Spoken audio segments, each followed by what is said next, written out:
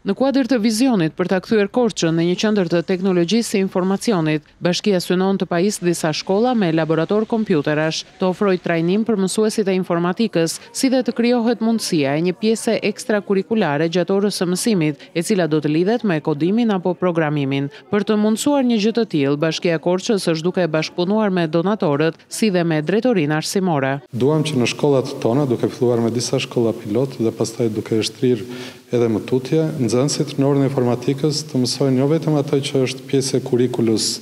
bazë të Ministrisë të Arsimit, por një pjesë prej tyre, ata që do të jenë të apasionuar, të marrin edhe njohuri shtesë. Sipas kryebashkiakut të Korçës, ndihma për shkolla dhe rritja e kapaciteteve të tyre së bashku me kurset që ofrohen për fëmijët dhe të rinjt në këtë fushë, i shërben një lëvizje të madhe që do të afrojë më shumë fëmijët dhe të rinjt me teknologjinë e informacionit dhe inovacionin. Të fillojmë organizimin edhe të olimpiadave, edhe të konkurseve të informatikës, të teknologjisë ndërmjet nxënësve të shkollave të qytetit Korçës, qofshin këto shkolla 9-vjeçare apo edhe shkolla të mesme. Tashmë janë bërë më shumë se 3 vite që Bashkia e Korçës është duke nxitur fëmijët dhe të rinjt drejt teknologjisë së informacionit, me qëllim që ata të kenë mundësi të marrin këtë profesion, i cili do t'u ofrojë mundësi të gjejnë punë me të ardhura mjaft të mira, pa pasur nevojë të largohen nga qyteti i Korçës.